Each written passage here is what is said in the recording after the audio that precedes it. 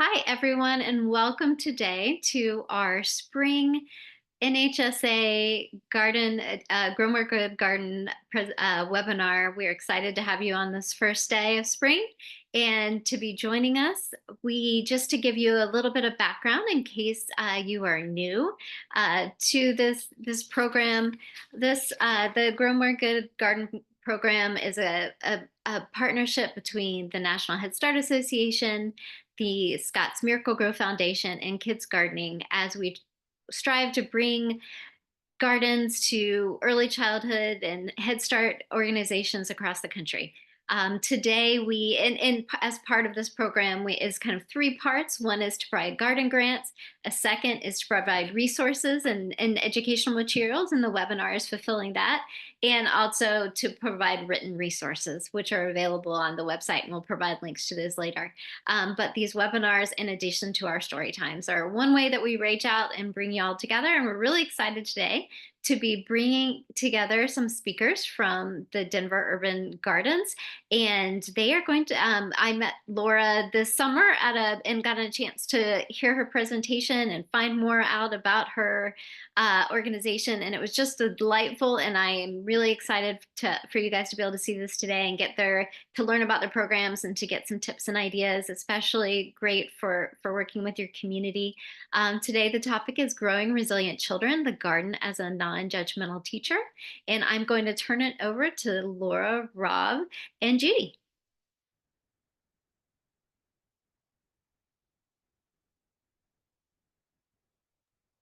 Fantastic. Sorry, I couldn't find the unmute button.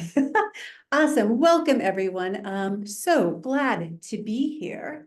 We are going to be talking about growing resilient children, and the garden is a non-judgmental teacher. So first, I'm going to give a little bit of an overview about Denver Urban Gardens, or DUG. DUG started in the late 1970s as a grassroots organization in Denver's North Side neighborhood. There were 3 original gardens created by immigrants and refugees, primarily from Laos, and they wanted to find a place to get together, cultivate their traditions, cultivate community, and grow new roots. And we were incorporated as a nonprofit in 1985. So now, 40 years later, DUG is still cultivating food, climate, and community. And we are doing that on a human scale, one gardener, one space at a time. DUG currently oversees 200 community gardens and 20 food forests, and this is across 7 counties in the Denver metro area. And before we start, we always like to acknowledge where the land we are working really comes from. So the land we're working on is the unceded territories of the Cheyenne, Arapaho, Ute, and Oshete Shakoween peoples. And our stewardship of the land, we want to make sure everything we do in this land supports the collective work to dismantle ongoing legacies of oppression. So we bring kindness, joy for the people who came before us and the people who are coming ahead of us. So today, we'd love to do a group intro. Thank you all so much for being here on the first day of spring. What a wonderful way to celebrate. Please add into chat who you are, where you're from, what school you're with, if you're with a school, and then what is exciting you about spring? One thing that excites you about spring. We're going to cover a little bit about DUG's youth education and therapeutic garden programs. Then we're going to talk about how the garden is a teacher and, of course, social emotional skills for early childhood education. And then we're going to dive a little bit deeper into 3 specific SEL skills. Of course, there are tips for teachers how to work outside with a group of youngsters. Then we'll talk about different ways to connect and continue this work with us. Of course, at the end, we'll have time for questions and answers. So I'm Laura Wirtz-Fonestock. I'm, like I said, Doug's director of Therapeutic Gardens. I'm also a horticultural therapist. I come to this work having grown up as a gardener and having been able to spend so much time connecting with the earth as a youngster, and then connecting my children and all of their classmates to school gardens. And I continue to do that work now at Doug. And I am Judy Elliott, AKA Jungle Judy. I am Doug's Director of Compost and Garden Education. And I come to this work as a lover of soil and a lover of people, and absolutely with the belief as a horticulturalist and social worker that people have everything that they need within them to flourish in the highest level. And I got a lot of that leaning, if you will, in my 4 years of work in the Peace Corps. So I am devoted to inspiring people to be the best that they can. And I'm Rob Payo. I was the former youth education director over at Doug's and had the pleasure to work with these two fine ladies. I bring my continued love of the earth. I now currently work at UCAR, Center for Science Education, which is a climate and weather resource for educators. And yeah, I'm happy to be here. And it's great to see where everybody's, boy, there's so many people from all over the place coming to this. And I love spring weather too, Susan. Thanks, everybody. Fantastic. Thank you. I am so grateful for these two, my illustrious team here. Doug's Youth Education Program, we have 68 of the 200 community gardens that Doug supports are school-based community gardens. It's space for teachers and staff to grow food and work outside in the garden with children. And then there are community members to help care for the plots over the summer. We have quite a few partnerships. We work with 6 different school districts.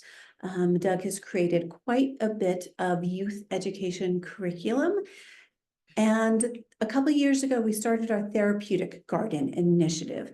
This work came from the realization that the garden is a place to grow food. It's also a place to heal. And anyone who has ever put their hands in the soil knows that. You can feel the healing properties. You can feel yourself just softening and taking a breath outside, planting food, looking at flowers, working in the garden. The Therapeutic Garden Initiative was created specifically to find a place to welcome in those who are not always welcome. We work specifically with children who are living with disabilities or youth who have experienced extreme trauma or abuse. Our pilot gardens work with students with autism, students who are transitioning out of being unhoused, students who are fleeing trauma and violence in other countries, and then students who live at a school that really supports their needs and their past traumas. This year, we're establishing 5 new therapeutic gardens that comes with the built infrastructure, and then support for teachers, support for staff about how to get the kids outside, very much a lot of what we're talking to you about today. We've also created a playbook that has all of the different activities, our advisory committee put together over the last couple of years. And we'll share some of those with you today also. And the garden. So the garden is, I feel, one of the best teachers we have, partnered with you all. What an amazing duo, what an amazing way to teach children the essential skills about being human, right? Those really essential social emotional skills, the self-awareness, the community awareness. Really cultivating those in gardens is it's a fantastic place to do that. One of the reasons why, I think one of the main reasons why, is that awe, right? Who cannot go to a garden and see a flower and just be amazed at the little microcosm within the flower, the mica in rocks that glitters and reminds you in diamonds, the feel of soil. This girl here is blind. This was at Firefly Autism last spring. We sat her down by a raised bed and talked about planting carrots. She made the furrow for the carrot seeds with her hand. And the sensation of going from the dry, warm soil down to the cooler, damp soil underneath brought such joy and excitement to her. The laughter was absolutely contagious. So with the Therapeutic Garden Initiative and with any work we do in gardens, we really want to tap into that natural state of awe that children live in. Now I'm going to turn it over to Jungle Judy to talk about what the garden can teach us. So, central, I think, to everything that we're doing is the idea that the garden is a cycle. It has these natural places for learning, and it doesn't stress one part of the season as superior to the other. A lot of the learning that we seek to promote in our children, the garden already teaches us. It teaches us about the strength of the seed as it pokes through the soil. It teaches us the difference as that seed grows in developing deep roots, just as we develop deep roots. It teaches us the best way to communicate with itself in order to get its needs met. And as we go, the reason I love this cycle is that it talks about the importance of each piece, each child, each different part of the family, each different part of the skill making that the child makes, from the decision to get their finger in the soil, as Laura mentioned, to the idea of it takes more than myself to grow this garden, to the idea of I need to learn different ways of communicating to a plant which is really tiny, different ways of touching it, different ways of putting my finger in the soil. So that communication, that feeling that from the time I put that seed into the soil, it's going to take a long time for it to emerge, to grow into fruition. So it teaches that idea of patience, of working together. And most of all, I think it teaches the idea that you don't just plant something or come up with an idea and do it by yourself. It requires nurturing. It requires deep learning. It requires that heart energy, if you will. So I think we all know the care that a garden takes. But sometimes what we don't realize is what we get back when we do the care. Children are wonderful at getting down close to the earth and uncovering those layers that permit a plant to grow.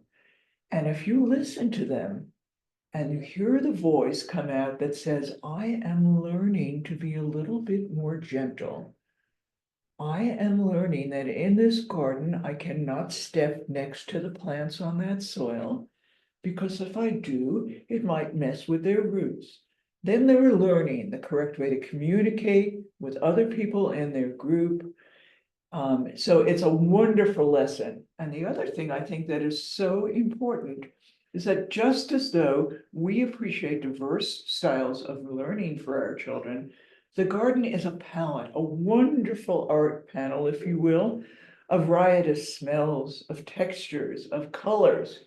So it lets the child know that we too come in many, many different forms and textures and countries, and we have many different voices, and that the strength of growing comes from growing together, from bringing together that whole diverse community, if you will. It also teaches a sense of self-control. In a garden, we need to be mindful of what's growing underneath. We need to be mindful of the worms. We need to be mindful of the way the soil feels. We also need to be mindful that we can't just routinely run and jump, although we would love that. So there are places for those. So it produces a feeling of respect. But I think always it teaches us or forces us to listen to those voices that sometimes are not heard as much. and allows the child to design in different ways, not just sometimes in rectangular beds, but to maybe make a butterfly planting and a butterfly wing, and to say that those ideas are just as worthwhile. So I think that in everything that we're working on in our therapeutic garden, we are working on communication skills, on saying that every part of that life cycle of us, of the plant, has got values. We are saying that what we nurture, we are given back. So with that, we're going to explore more of these skills as we go on. And I am going to turn some of these ideas, oh, after one more slide for me. It teaches us also that we need to listen. So I think as teachers, we come out to the garden with, certainly in the classroom, with a set lesson plan of what we need to do. And a garden teaches us that this garden, this circle, this cycle that I talked about before, allows for exploration. So almost allows for creativity. And if you have a certain lesson that you go out with, you might need to change that lesson and expand upon what the child is saying that he or she or they need. And the benefits come from, allowing the child to become a teacher and a leader in it. Garden provides us with many metaphors. One of the metaphors that I love most, I think, is shown by that plant with encircling roots, or the child who may be in a bunch and doesn't have a voice. And yet when we take that plant out of the pot and the child feels the roots that are encircled and can feel the difference in textures and gradually opens up spaces, then he or she and they know that if that plant is given the right environment in which to grow, it's going to flourish. So I think that things that we might think are not a learning experience, we allow the child to teach us. What are you getting from that experience? And that's a wonderful experience for a child who may not have thought that they've got anything to offer. When they become a teacher, an explorer, and contributor to their own curiosity and process of learning, well, it's made it easy for us. And with that, I'm going to turn it over to Rob. Thanks, Judy. It's nice to be back with you, Judy, and hear all the metaphors. Gardens abound with metaphors, and I want to just take a moment to invite people to type in metaphors that really speak to them about gardening. I think we can all learn from each other in that way. Just an invitation there. I want to shift the conversation a little bit while you're doing that, to typing in the chat, to talk about, Judy had talked about, how, the garden serves as a learner. We can also help our learners to slow themselves down and to provide them with opportunities that allow them to use their skills and observation. So if somebody could advance that slide there for me. Um, one of the things that obviously what a garden does is it slows you down so that you can actually observe what's happening there. Gardening, a seed doesn't grow overnight. It takes time. But, over time, when I come back to the garden, oh my gosh, there's a little sprout. And then the next time I come back, oh, there's two more leaves. And then, I think it's going to flower. I think it's going to flower. But we have to wait a few more, we have to wait. And to slow somebody down is such a gift, especially in this world where we move so fast that we can miss things. So to give kids the chance to observe and to really call that as a skill allows them to see what's there in front of them. And once they see what is there, they can begin to wonder what questions come up. What are they curious about? What do they want to know? And you can be that facilitator to say, where shall we go next with this? What do you want to learn? Okay, because that's the next thing is once I observe and I wonder, I then can learn about things. And this is a framework at Doug that we use all the time. Um, See, Think, Wonder is another framework in terms of teaching that you can use. What do you see? What does it make me think about? What does it make me wonder? All of these ways, again, to slow kids down and again, to be their own teacher. Where do they want to go next with their learning? Before I leave this, though, I want to honor people's metaphors here. Garden as a community, new beginnings, garden is about patience. Look at all these. This is great. And Aaron, yes, cycles and renewals we've been talking about. I'm going to pass it back over. to nurturing. Fantastic. Thanks, Rob. So nurturing is one of the things that I just absolutely love. And I think that as teachers, or very often, we are concerned about what are we going to produce? What is the child going to get from that lesson? Have we met today's goal? Some of the things that perhaps those soft skills we're not as aware of is when we nurture a feeling, it makes it really proliferate. And as Amy Lee mentions, choose wisely. Joy, kindness, love, and caring will illuminate your life. The joy on the face of that child, hopefully when she has been able to be an intimate part of whatever it is that she's involved in, makes everything worthwhile. And I will share a story that my colleagues know really well, of a young lady that I worked with over many years in public schools. And her one way that she was nurtured was when she could show up in the principal's office every day. And she would show up because at least she would get that type of nurturing, even if it was negative attention. We all have that intimate desire to be seen, to be held, to be felt, to be cared for. When she got out in the garden, she was responsible for one tiny little patch of earth. And she took care of that patch of earth over the whole summer and planted a sunflower seed, would not allow anybody else to care for it because this was her own little seed. And as she planted it, she carefully replaced the mulch. And when the leaves would blow away, she would replace the leaves, and then she would get down, put her hands underneath the mulch and watch the worms, and sometimes mess with the roots a little bit. But she thought that patch of earth was just wonderful. And I noticed by the time fall came, her feeling of wanting to be out in the garden translated to the fact that she no longer needed to be in the principal's office. She was connecting to this piece of ground and her project, which had nurtured her far more than she ever realized, and just sat. And her end comment that she made is, "This is my piece of earth. And please do not step on it, because if you do, you will be messing with all the worms and the roly-polies that are underneath. This is their home and this is my home." So what an amazing story of somebody taking care of something for an extended period of time, and perhaps not really realizing that important lesson that when we're connected to something deeply, it gives us back more than we could ever think. And at this point, one more thing to notice is that wonderful slide that really brings in the essence of gardening. Because gardening, I think, in addition to with all of our skills, is the ability to slow down, to look at that patch of earth in front of you, to turn off your senses, to actually realize that we can breathe dirt, we can hear silence, we can feel every essence of the flowers as they grow. So it really extends that feeling of nurturing to all of our senses and our ability to connect with everybody deeply. So nurturing, caring, you are enough. You belong here. You are welcome. Thank you for being here in this beautiful space.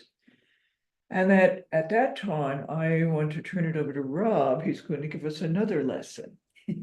Yeah, I now that I work in climate education, Judy's been talking so beautifully about cultivating that sense of nurturing with kids. But the reality is our climate is changing, and this affects our children, and they need to be able to express their feelings about it. This was something that went viral. This is Henry. He's probably about 5 or 6 years old. He was at school. His teacher was talking about a nearby park, national park that was being affected by environmental pressures, and it really affected Henry. He was really crying. He was just beside himself, and he was so frustrated and he wanted to yell at the people, go into their ear and just yell at them. And one thing he said was, I wish I was an adult right now. And his mom said, well, why do you wish you were an adult? He said, so I could do my job, so I could take care of the earth. And his mother was astute enough to say, you can do something right now. And they started to brainstorm what he could do. And he said, I want to go over there and tell them what they're doing bad things to the earth and to the animals. And so recognizing that these feelings are real, that kids need to be able to express them is such an important thing. And there's a big, field of study right now in terms of mental health and climate and giving kids that voice and honoring what they're feeling. One of the things that you can do, if you advance this slide there for me, Laura, is make it easier for them to express what their feelings are. This is a very simple chart. I mean, this would be used even in a classroom anyways to help kids express their feelings. But specifically for climate, when we learn about, the changes that are happening, does that make us sad? Does it make us scared? Does it make us angry? Giving them time and space to be able to verbalize that. And the reality is that, even for adults, we can get overwhelmed by this, and it keeps us from moving forward or actually just feeling a sense of hope. And really, we have to remind ourselves it's sort of a this and that sort of feeling, that while the reality that we're in of climate changing, we have to also remember the love that we have for the earth, and that we need to, that is the area, the space that we need to remind ourselves to come back to in order to take action, in order to remind ourselves why caring for the earth is so important to us. I have a couple of links that I'm going to put in the chat here. One of them is the Climate Health Network. They have a lot of really great resources for kids and for adults. And then I'll just put a personal plug for a section of the website that I work with, Sky for Kids. This is our section for really young kids in terms of learning about weather and climate. So just a couple of resources there for you as we continue to talk about ways that we can, cultivate that sense of loving the earth, because you don't love what you don't care for. So even though we have these feelings, just again, bringing them back to what's important to them. And I'll sort of entertain, like, when you do these activities, then go back to the kids. How does this make you feel? Does it make you feel happier? Does it make you feel calmer? Just to remind them that, they can regulate their feelings and be in the garden as a place to help them with that. So I'll pass that back over to you. We're going to talk about seeds now. Awesome. Thanks, Rob. Yeah. And I love that. I love the opportunity to have those sort of real conversations, and the garden provides a great space for that. Really cultivating that, having the opportunity to talk about, how do you feel, right? You plant a seed, you're cultivating a seed. Maybe it doesn't grow completely. Opportunity to pause and say, okay, how do you feel about this? What could we maybe do differently? One of the activities that Judy and I have done many times with students that I absolutely love is Seeds of Hopes and Dreams. And this gives you the opportunity to really think about, what do you want in your life? What is important to you? And we ask everyone, this can be done in a garden, when you're planting seeds at the beginning of the year, if you're planting seeds in pots, even if you're starting seeds in your classroom. But you ask everyone to either write or draw a picture of something they want to see in their life, something they're dreaming about or hoping for. And, gosh, we've gotten everything over the years from, I want to be a doctor, to I want more flowers in the world. I want more beauty, to I want a motorcycle. We, or the lovely drawing at the bottom here is a boy who just really, really wanted to go to the zoo. He was one of the youth from Afghanistan, and he'd never been to a zoo before, and he'd heard so much about him, and he just really wanted to go to the zoo. Another girl from Venezuela, she just wanted feliz, right? That quality of kindness. So those life skills, the social emotional skills that we are teaching all of our ECE students, you know, for that life success, right? Have them cultivate that in the garden. When you plant seeds, I do this myself when I'm planting in my garden, and I've done this with my children too, right? Take intention with the planting. You plant a seed. You set the intention. You do the same when you're planting your dream. So you put your dream in the earth with your seeds, and then you set an intention like, I am planting this tomato seed because I want to share with my neighbors, or I'm planting kohlrabi because it sounds weird and it looks like an alien, and I think that's fun. So really having an intention of why you're planting something. And then visualization. So you're planting a dream, you're planting a seed. Close your eyes, see it growing. Great opportunity to talk about life cycles with the children. Also great opportunity to talk about how do you nurture the seeds? What does it need to grow? See the roots growing down, see yourself watering it, the stem coming up. Also, see yourself at the zoo. See yourself walking amongst those animals. That, visualization and goal setting, I think, is great for any age and wonderful to instill at this age. And then gratitude, right? Thank you so much for the abundance in this garden, for what I have, the seeds that I'm planting, the opportunity to be outside, and to really think big, dream big. Another activity I love doing is what I call thank you letters to the earth. This is fabulous leading into Earth Month, Earth Day, right? Every day should be Earth Day, but write thank you letters to the earth. So the same idea where you get paper, the youth draw a word or a picture showing gratitude to Mother Earth. And then you trace the picture or the word with glue, sprinkle seeds on it. Flower seeds are wonderful for this. Carrot seeds can also be great because they're so tiny. And this is like, making a designed seed tape. And then you close it up, let it dry, and then go outside and plant it as a thank you to the earth. It's a wonderful way. Let me also mention, now that Laura's mentioning that, we've also used that wonderful thank you letter.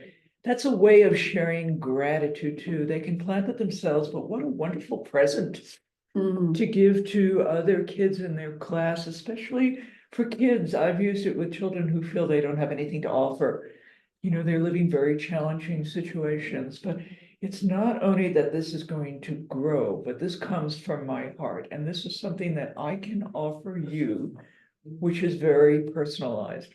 So lots of ways of extending this. Yeah, I love that absolutely. concept, And I also love watching the teachers get involved with this, leading activities where the teachers can also be students, and they're writing out and they're sharing their hopes and dreams or the things they are grateful along with the kiddos, and getting down in the dirt and really engaging in the activity too.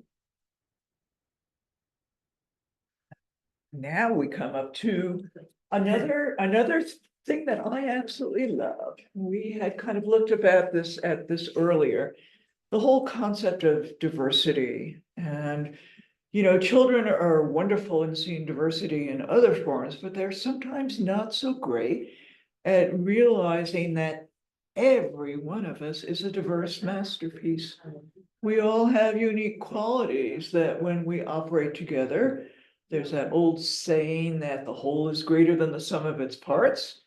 It's the same way with a garden or a kid or children. Not only, as E.O. Wilson says, every species is a masterpiece. You are a masterpiece too, exquisitely, uniquely adapted to the particular environment in which it it or you have survived. Who are we to destroy or even diminish biodiversity? Children sometimes don't realize the importance of diversely working together. And I'll share one of the experiences I had real quickly, was working with some challenging youth who they were very young, but they had already decided that the country from which their colleague came was not friendly in their native country, and they were going to do the task themselves. They were not going to work with that diverse individual.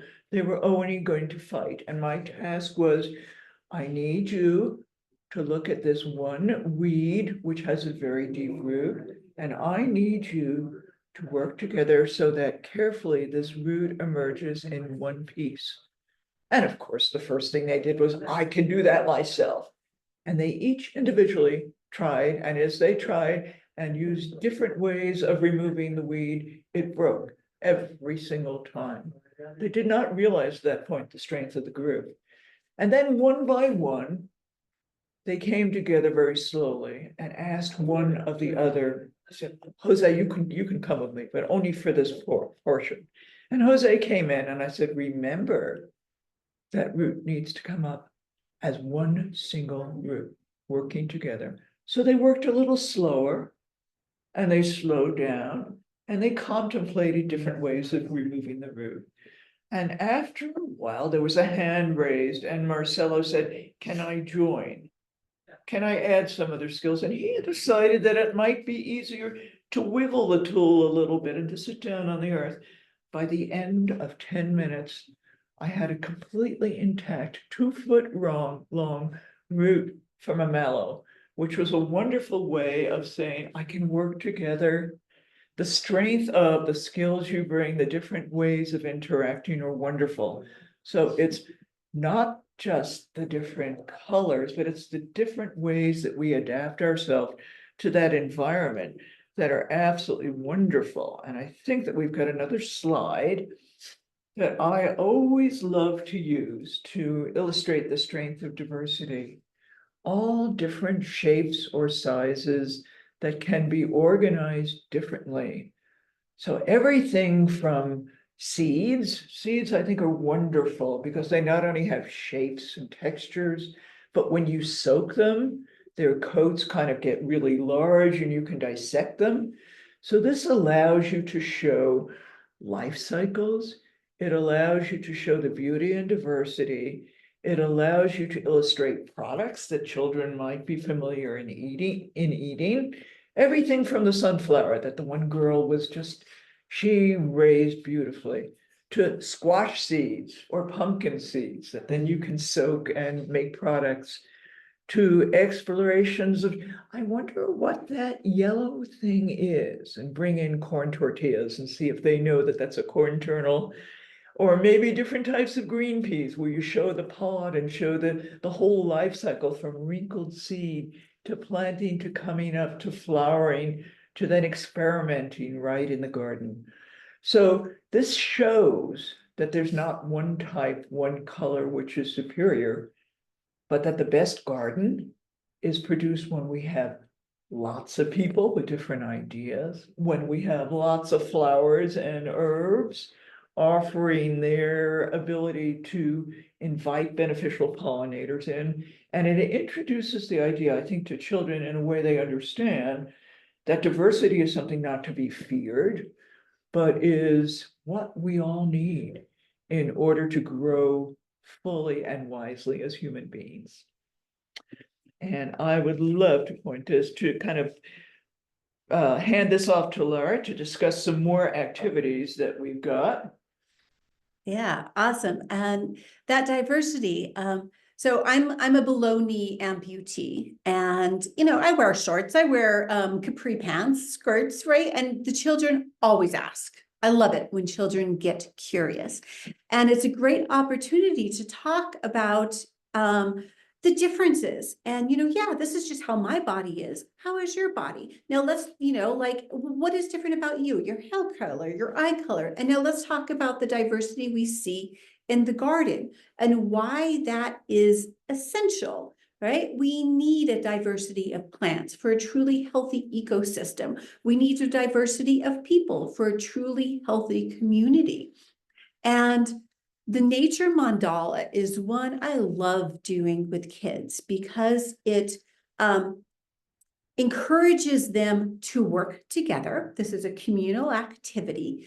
It also encourages them to see beauty in all different life cycles. So with this activity, the children are asked to go, okay, well, first we center, right? Let's stand together in a circle and breathe. I love all the different breathing exercises, breathing like a tree, breathing like a butterfly, like a bee. They're great. If you have great breathing exercise ideas or ideas for diversity in the garden, please pop them into chat. Share those too. So we center and then let the children go explore. This is a garden, you know, it's a safe place. Please go explore.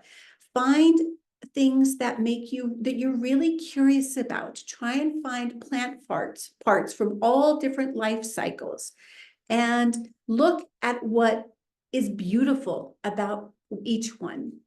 And then they come back, and when they come back, they create this mandala together. So it starts with one student putting one of the things they found in the middle and being able to, I liked this because it's white. You know, this is a funky white pumpkin. I've never seen that before.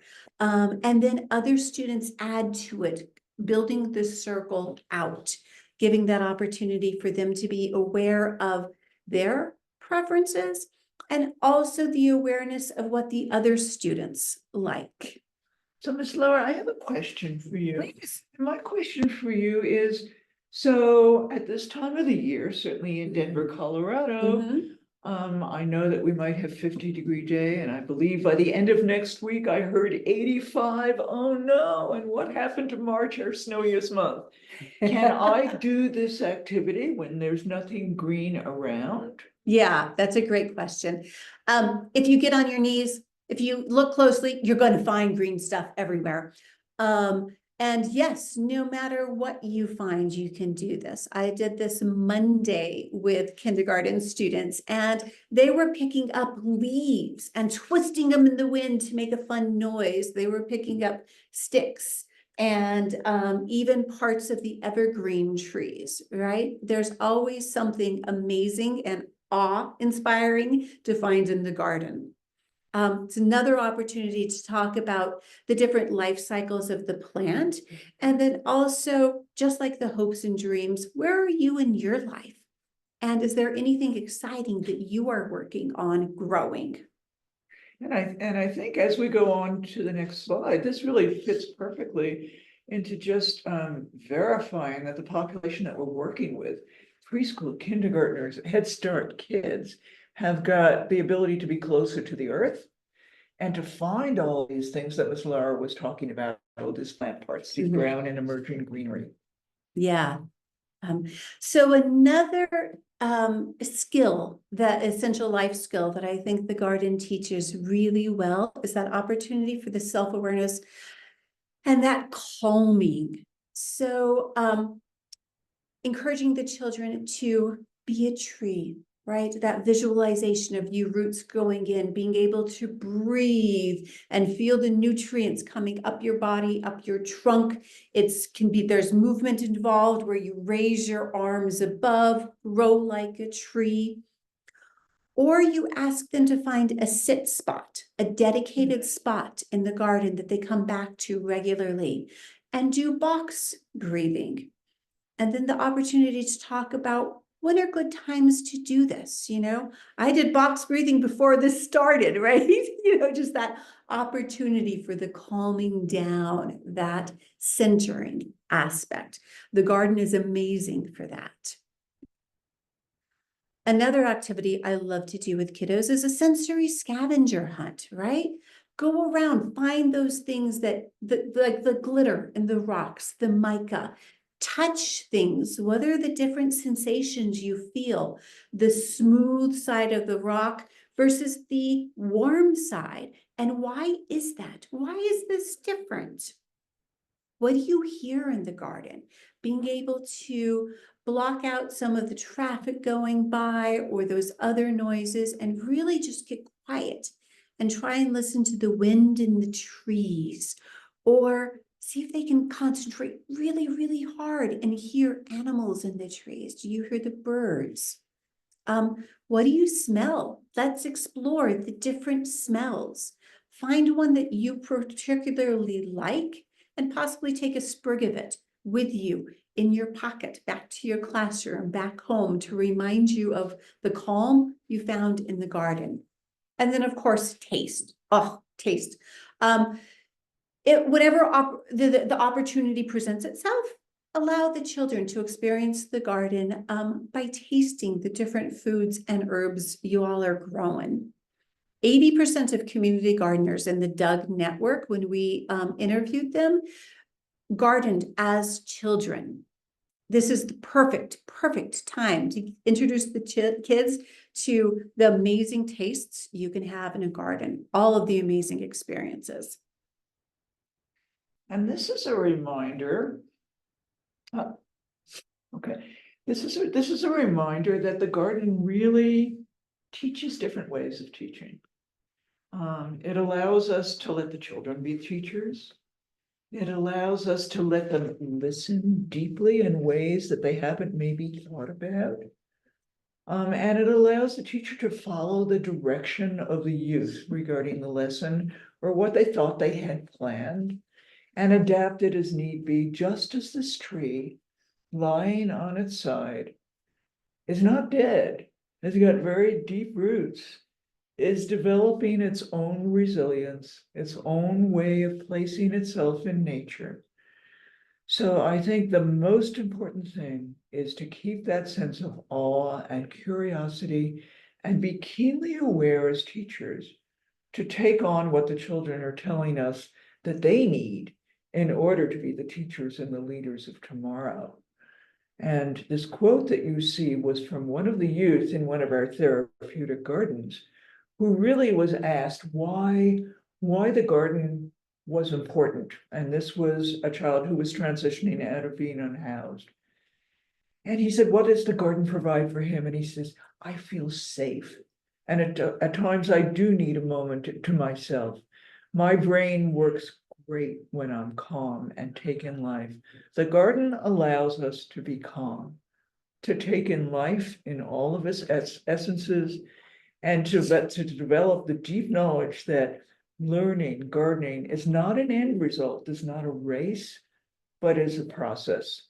I know the older I get, the one goal that I have for myself in a garden each year is that I will make a different mistake each year and learn from that. Laura, do you have other ways that we can stay involved?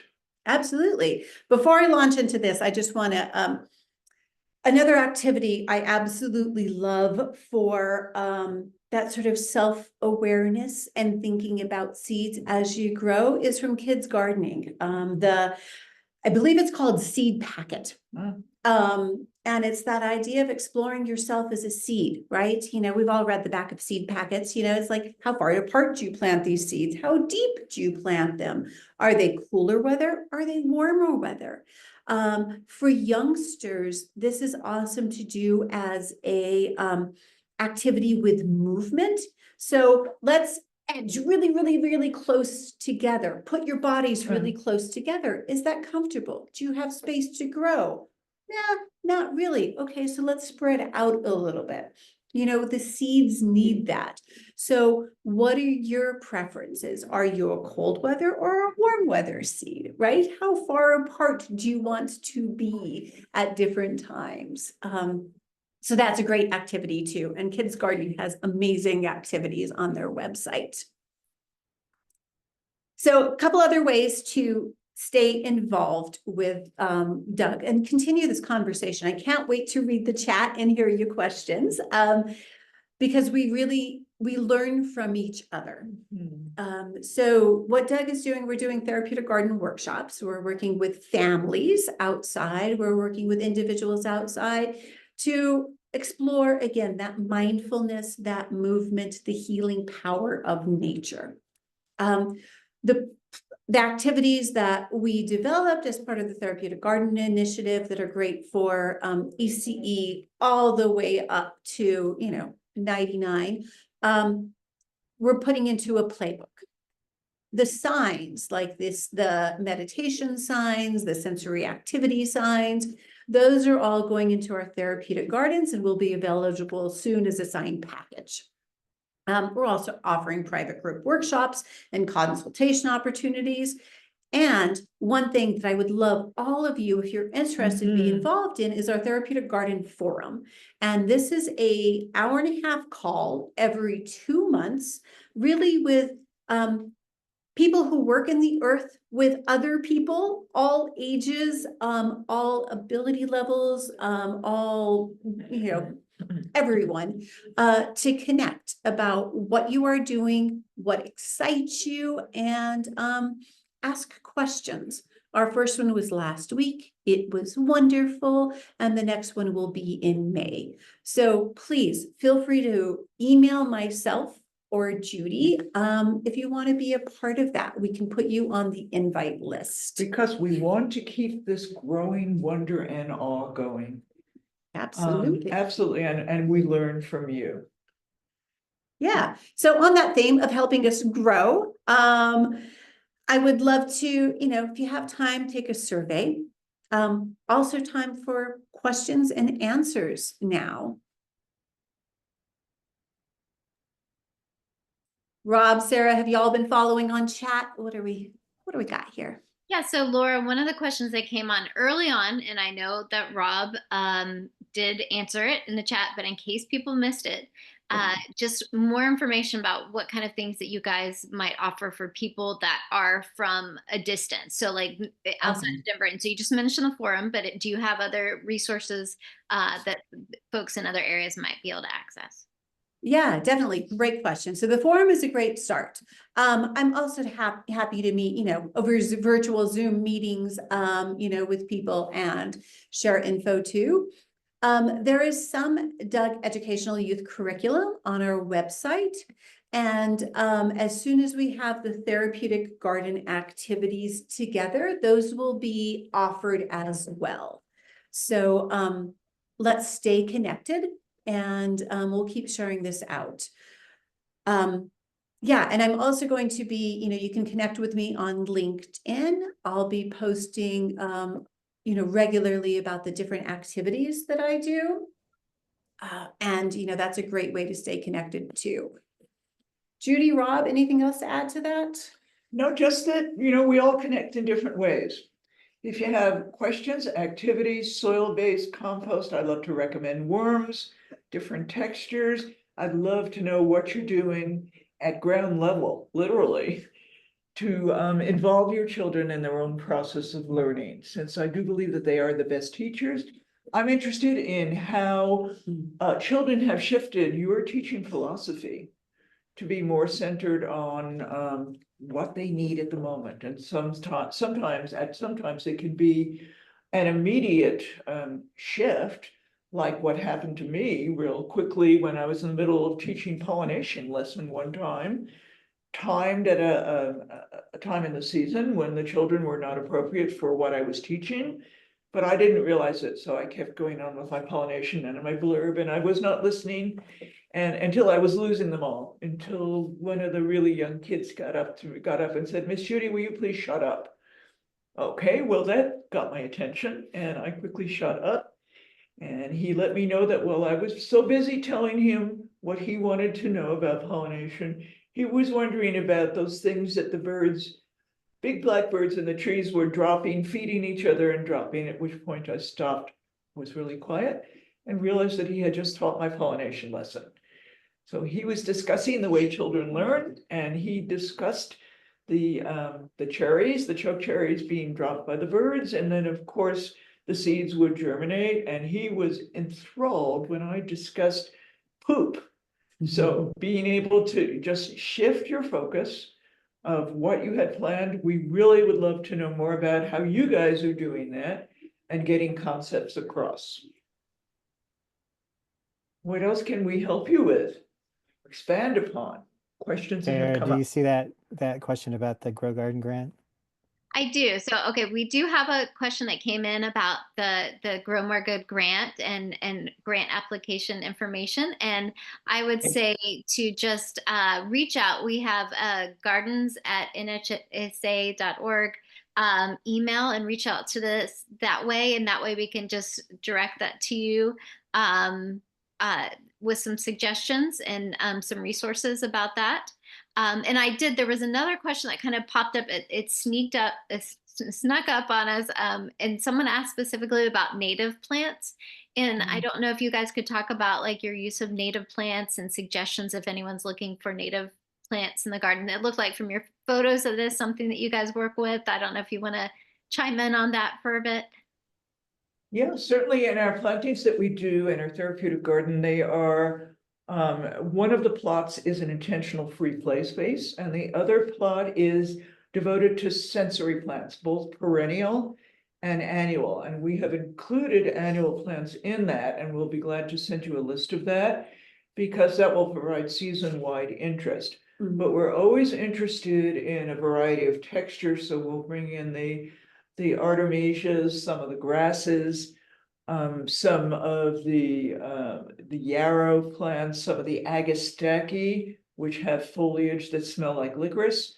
So in Denver, we are interested in drought-tolerant plants that do well with little water, so what are called water-wise plantings. And we will be glad to share some of those selections. I always, for my annual plants, will bring in things that here are annuals, like lemon verbena, which is fabulous in tea, bunny tail, so lemon verbena, then go on scavenger hunts for finding the lemon, to bunny tails, which is an annual grass where the kids can rub against their face, to status and gomphrena that have flowers that are used in everlastings, to again some more of the small grasses. So those are some of the selections that we use. And then we use some of the mini tomatoes that are kind of kid size that kids can brush against and harvest if they will. But we will be glad to provide you with a list and selections of some of the things that we use for what can you touch, feel, hear. I use broom corn for them to wave in the garden. It's a great plant for getting kids engaged. And pollinator plants, native plants are amazing for bringing in those pollinators. That's another exciting thing to discover and watch in a garden, and also another opportunity for education in a lesson. Well, thank you guys so much. I think we are just about out of time, so I don't want to run over before I have a chance to just follow up. We will go through the chat. If we've missed any questions, we'll try and follow up on that. Also, in the follow-up email, you can find contact information to reach out again to. You guys have dropped so many great nuggets of information throughout from just talking about how by nurturing the garden, we nurture ourselves, to the ideas for having it be a child-led experience in the garden, and how much they get out of that, and how much that feeds them to do that. And one of my favorites was right at the beginning. You're like, well, sometimes you go out to do the garden to do one thing, and all of a sudden you realize that you need to take it in a different direction, and those kids will call you on it. So really one of the best lessons for educators, both new and those of us who've been trying to do this for a while, and just reminder of how important it is that just learning to really nurture the child in the garden. Thank you so much, all three of you, for joining us today and for sharing your ideas and your experiences, and just really appreciate everyone who came today, and we look forward to keeping connecting with you. The next step on this series, we will have a garden story time for summer. We will have it in May, so we catch everyone before they leave for the break, but we'll have our summer garden time on May 8th if you're interested in registering for that. And again, Laura, Rob, and Judy, thank you so much for all of the information you've shared with us today. We really appreciate it. Thank you. It was Thank fun. you for having Thank us. you. All right. Yeah. Bye-bye, all.